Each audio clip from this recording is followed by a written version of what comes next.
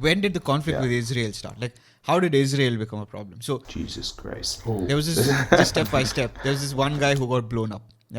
So who blew him up? Was it a Lebanese guy from a different sect, or was it Israel? Which country? Like, or Nobody knows. nobody knows.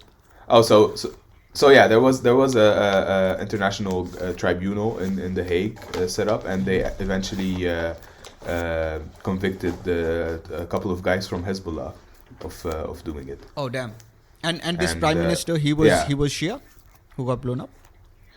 He was Sunni. He was Sunni. Yeah, Sunni. Hariri. He was very close with the Saudis. Okay, now that's why Saudi.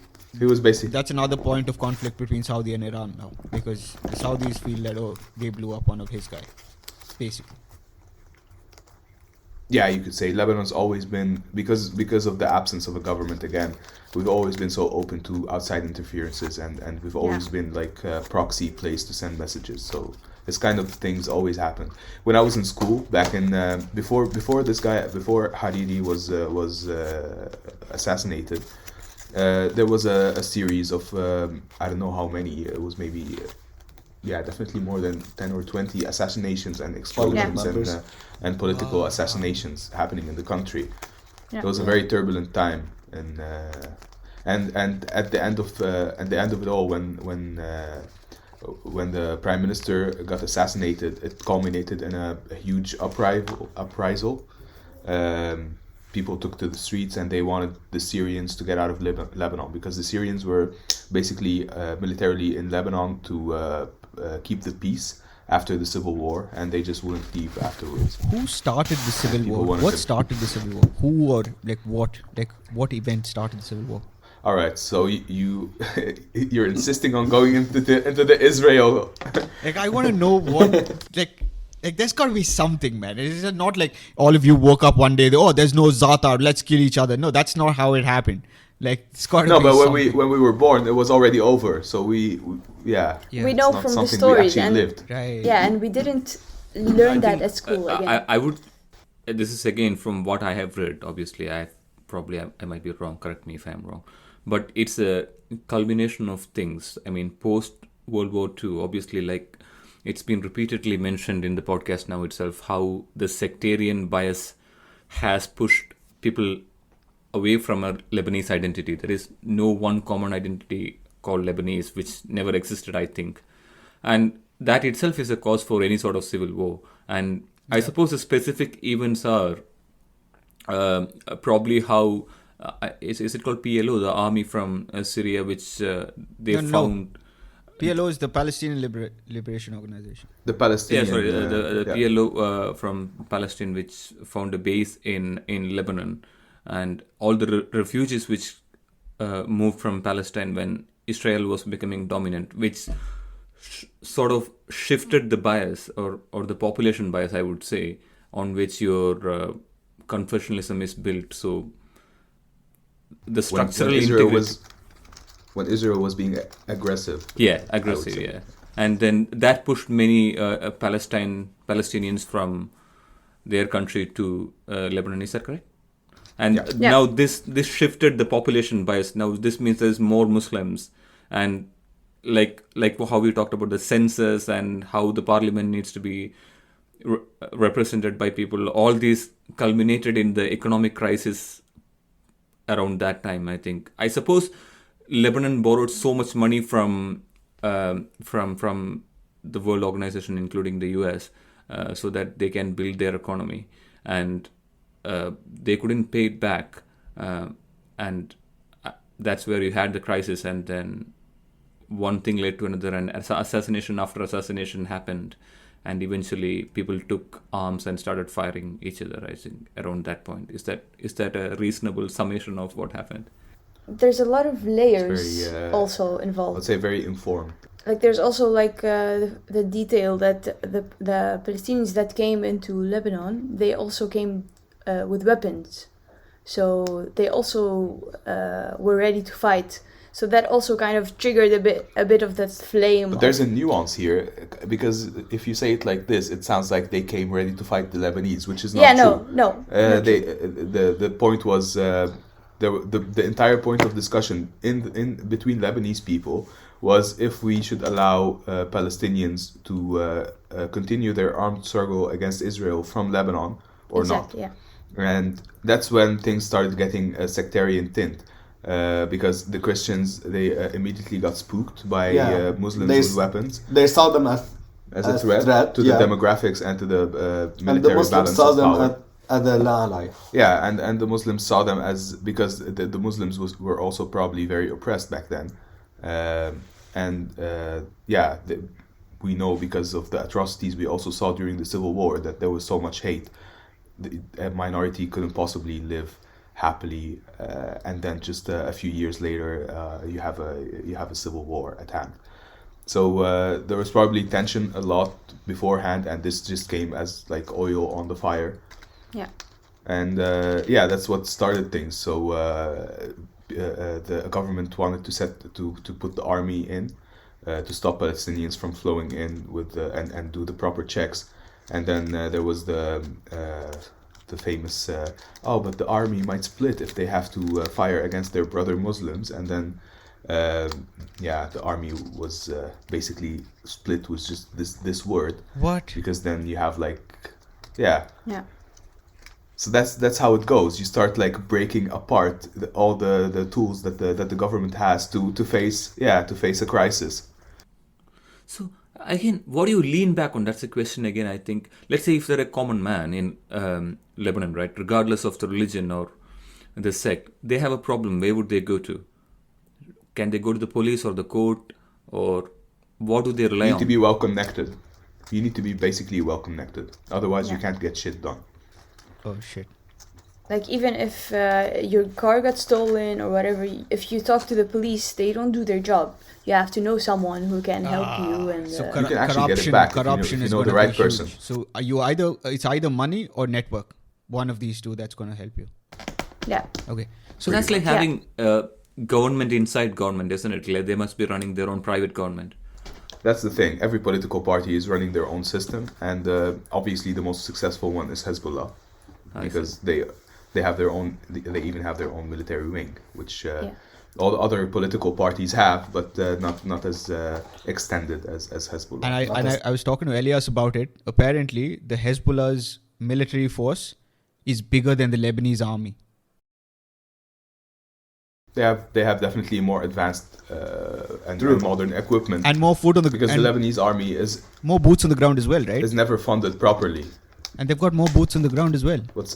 They're like bigger than the Lebanese army apparently. They have about 10,000 armed and ready fighters. So where do they get their weapons from, the Hezbollah? Iran. I see.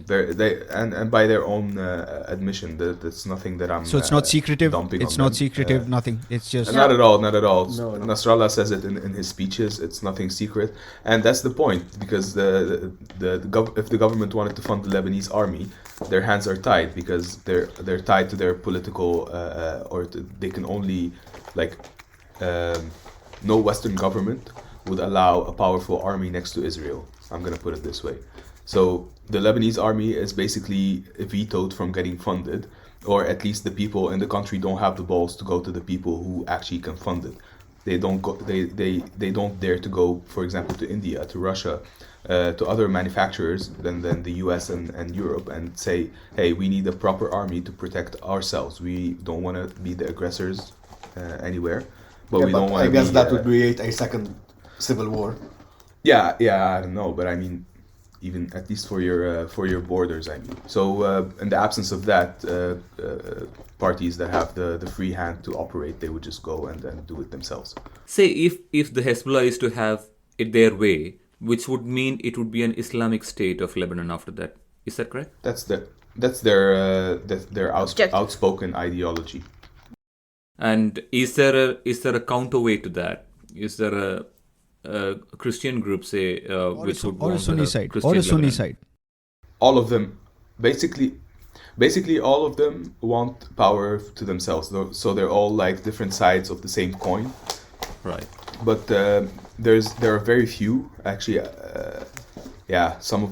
basically the minorities, which advocate for a secular government, and they're getting more and more support among the younger generation, but they're getting also fought against very, very hard, and their supporters are also immigrating from the country at a very fast pace. So within the religions and the sects, so now let's say Hezbollah is a Shia group. So the Shias and the Sunnis have their sectarian conflict, which is fueled by Saudi and Iran. Both of them together have a conflict with the Christians in Lebanon. And all of you together dislike the Jews from Israel. Is this a good understanding? And the Christians with each other. You also missed the Christians with each other. Yeah. And there's also an underlying tension between the two main Shia parties. No, can you explain the Christians with each other part? I don't know, like... So that was what the Civil War was about. So that's how we talked about how the Civil War basically started. And what it basically turned to is that the Christians went into armed resistance. So they tried to arm themselves from the West against the Palestinian and leftist and communist push. And they started. It started off as being like Christians against Muslims, and then at some point the Christians had the upper hand because they were also the majority and they controlled a huge chunk of the country, and they started fighting with each other because of who's going to eventually rule. So what were the sects? Was it a sectarian conflict among the Christians, or was it just like general power? No. Power struggle. Yeah. And that's when it turned very nasty, actually. That's when it took a very nasty turn. Just to understand, there is Maronite Christians in Lebanon as well as the Eastern Orthodox, isn't it? There's also Catholics, and there's also Armenian sects from the Armenian church. Wow. And there are actually about maybe 18 different sects and religions that are recognized officially by Lebanon in Lebanon. Sorry, pardon my ignorance. Where does the Maronite Christians' allegiance lay? They make officially part of the Catholic Church. They follow the Pope. And, Cool. Yeah. So it's like you could say Eastern traditions, but Western theology. Oh, okay. That's so clever. all of the sects disliking the Jews also is like a very historical context, or is it just like the modern creation of Israel that starts the dislike? I mean, because it's also because Israel was aggressive in once it did form its state. I know that there used to be a lot of Jews in Lebanon, but I think you would know a lot more about that. Where I grew up, it was like Brumana, it's called. It's called, sorry? This is where Maronites and Orthodox... He's asking what it's called. Brumana. Okay. He's gonna type in. Yeah. Okay. No, it's just you can also. There was Druze and two Christian sects in the same town, and it was actually there was never a problem. They actually said that they had like a saying that the family who how do you say it? What do you want to say? The family that dies out. Okay. Would the other family would inherit it. So from the Jews and the Christians. So it was actually a very friendly coexistence. So this is where you're from. Oh nice. Wow, that's lovely. beautiful, man. It does it still look like this though? Yeah. Yep. Oh wow, this is really nice. Dude, I look at these Street photos. parties. I look at these photos. I don't see a country that's in civil war, or I don't see a country that's failing in any sense of the word. Even Shame, right? Yeah, even during the war of 2006 in the south, right. People in the north never felt anything. I was just living in this beautiful street and just not caring about anything happening in the world because I was also too young to understand what's going on. But it's tourism was popular as well, wasn't it? Like really popular. Yeah. I want to come to that now. When everything's failing, how is the money coming in? Like, what are the sources? Like, how are your schools, hospitals, everything running?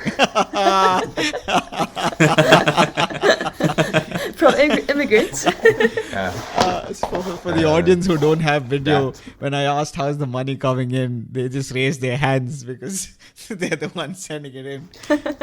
But yeah, like, so more Lebanese immigrants live outside Lebanon than in Lebanon, right? Some 25, And yeah, that was the lifeline of the past crisis. and most of them are like in Brazil, like South America. Where do most of the Lebanese immigrants go? What's their preferred location? Oh, There have been different pushes, let's say. Yeah, there have been different waves of immigration. Okay. The one to Latin America, back when that was a very popular destination, was I think in the late 1890s. And that's what set up the biggest Lebanese community outside Lebanon, which is, I think, now even bigger than the population of Lebanon itself.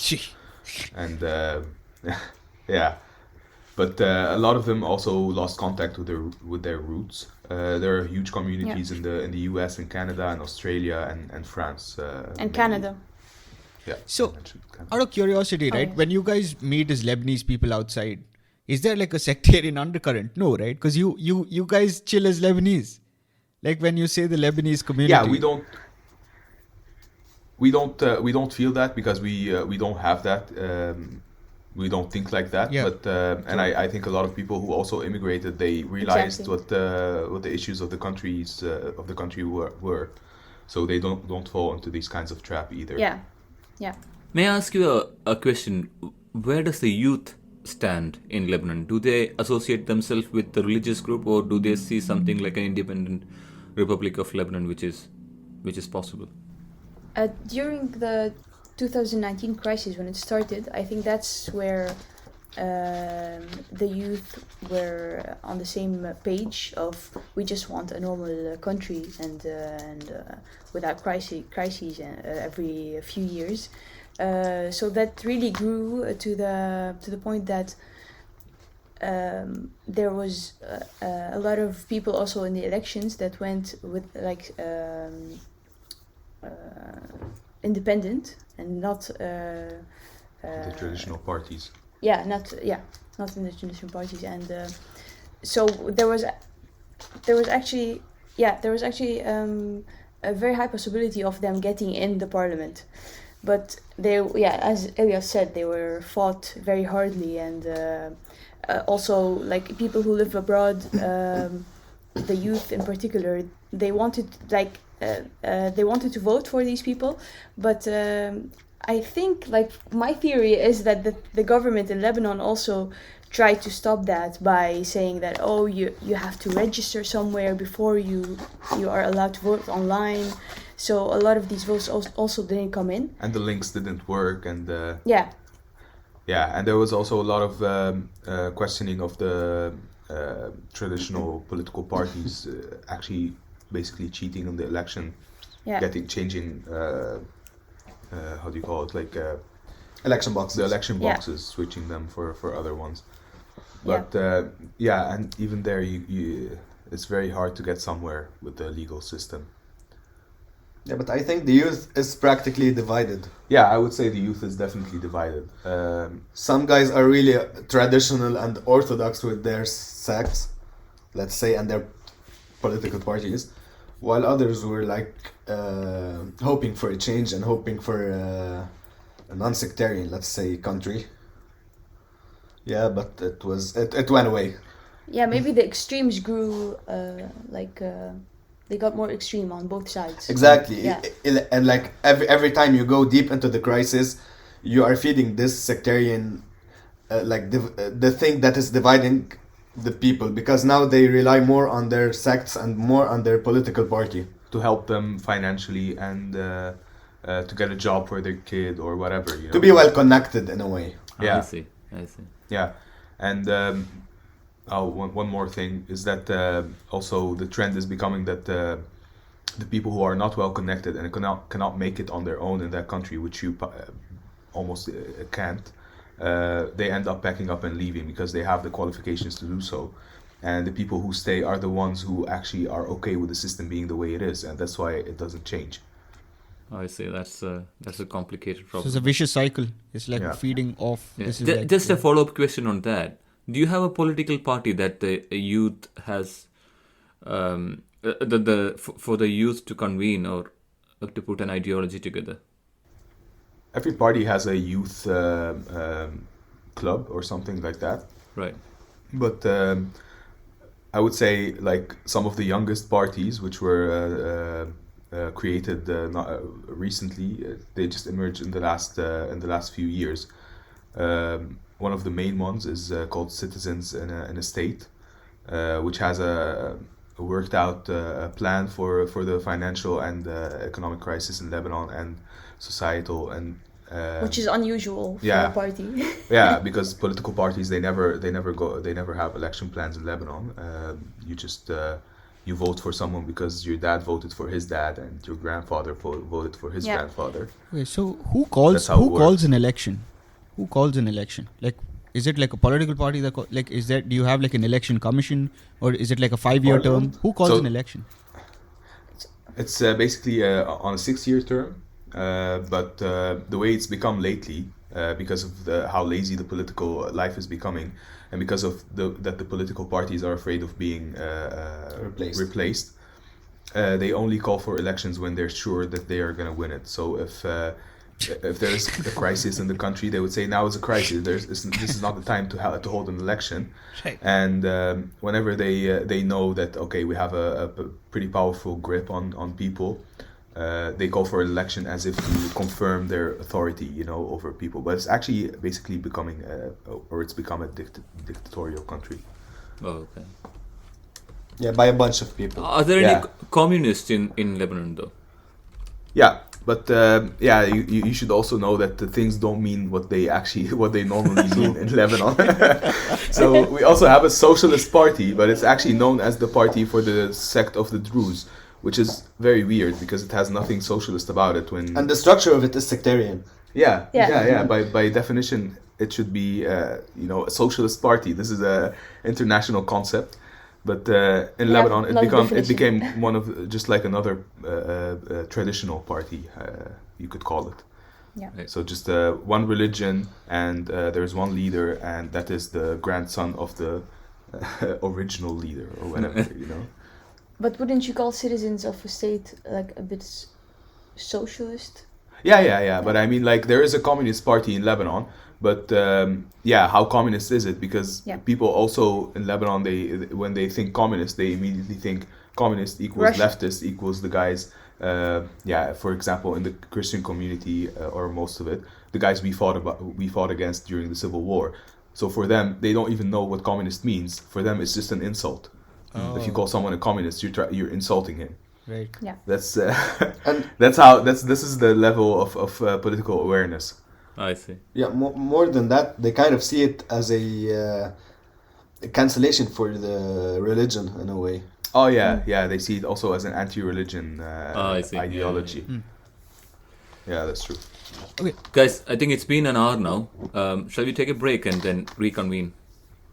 Yeah. Yes. Yeah, No, so we we'll will. stop the recording. Save it. I have one last question. What was Yeah, go for it. What was on like when the 6-day war happened, right? Between like Israel and all the bloody states, whatever. What was Lebanon's like role in it? Was Lebanon being bombed? Was Lebanon being occupied? Like what happened? Like, but you I'm not informed enough to no? say anything about that. I have no idea what happened war? then. Me neither. 6-day war against Israel. Oh, because there's Did Lebanon For participate? Egypt, Syria, Lebanon. I think they did participate in one of the wars. I think it was the first one. What year was that? One of them was in the 67, I think. Is it when This is the Israel war where invaded Lebanon till Beirut? Huh? Some part of the time Israel invaded Into Beirut? into Beirut. What? No, that was in the 80s during the Civil War. They Oh, did? okay. Yeah, they What? made it all the way to Beirut, yeah. What? I don't know this. And then you wonder why organizations such as Hezbollah and Hamas exist. I mean, if your house is just free ground for tanks to roam back and forth, God. at some point you start believing in whatever bullshit that makes it stop. Yeah. Dude, I didn't know this, man. I didn't know this. Oh, God. Yeah. Okay, so maybe all of you disliking Israel as a state is the unifying factor for Lebanon, dude. You never know. Like, I mean...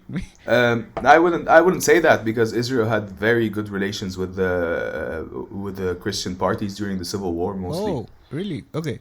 They were doing their work for them, All right. fighting the Palestinians Right. away from their own land. Right.